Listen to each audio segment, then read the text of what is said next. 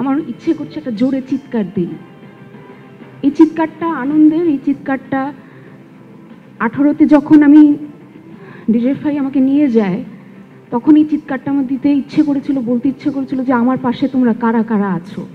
আমি কিছু মানুষকে পেয়েছি, অবশ্যই সেই মানুষগুলোর মধ্যে আমার বাবা মা এবং আমার বন্ধুরা, কিন্তু পিছনে ফিরে তাকিয়ে দেখেছি সেই মানুষের সংখ্যা খুবই কম। এবং আমি যখন বের হয়ে আসি তখন সেই সংখ্যাগুলো আস্তে আস্তে আরও কমতে থাকে।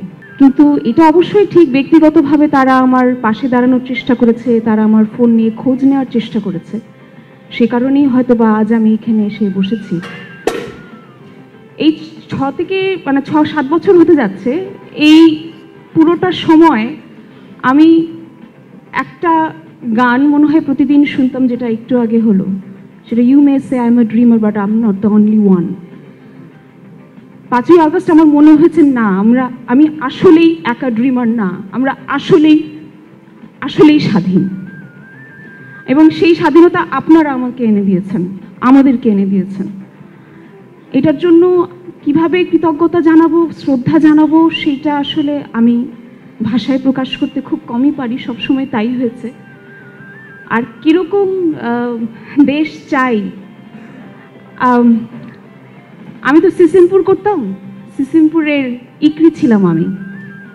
তো আপনারা কারা কারা সিসিমপুর দেখেছেন একটু হাত তুলেন। ও মা। তো সিসিমপুরের একটা বিষয় ছিল যে সিসিমপুরে একটা বাঘ ছিল, একটা ভূত ছিল, একটা শেয়াল ছিল। সিসিমপুর যদি আমাদের বাংলাদেশ হয়, সেখানে কেউ শেয়াল, সেখানে কেউ ইকরি, কেউ হালুম, কারো মাছ ভাজা পছন্দ, কারো প্রশ্ন করা পছন্দ, অথবা কারো শুধু বই পড়া পছন্দ, কিন্তু তারা সকলেই একসাথে সিসিমপুরে আনন্দের সাথে থাকে। আমি ঠিক সেরকম একটা বাংলাদেশ চাই। আমি এরকম একটা বাংলাদেশ চাই যেখানে দুস্থ শিল্পী বলে কোনো শব্দ থাকবে না।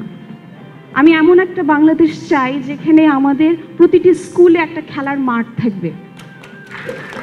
আমি এমন একটা বাংলাদেশ চাই যে আমাদের বাবা মারা আমাদের চোখের দিকে তাকিয়ে আমাদের নীরবতা বোঝার চেষ্টা করবে। আমি আর কোনো জেনারেশন গ্যাপ চাই না। আমি চাই না যে জেনজিদের ভাষা আমরা বুঝি না, আমরা বুঝি আপনাদের ভাষা। আমাদেরকে আপনাদের কথা শুনতে হবে, আমাদের কথাও আপনাদেরকে শুনতে হবে। এই আর্ট অফ লিসনিংটা এই মুহূর্তে বাংলাদেশে খুব জরুরি। উইদাউট জাজমেন্ট আমরা আরেকজনের কথা শুনব। কারণ একটি বাগানে আমরা কখনোই তো বলি না যে গন্ধরাজ তুমি কেন বেলির মতো গন্ধ ছড়াও না, কিন্তু মানুষকে কেন আমরা বলি যে তুমি কেন আমার মতো নও, তুমি কেন আমার মতবাদের নও। আমরা সকলেই ভিন্ন ভিন্ন ফুলের মতো, কিন্তু আমরা একটি বাগানের সকলেই মালিক, সেটা হচ্ছে বাংলাদেশ। Thank you.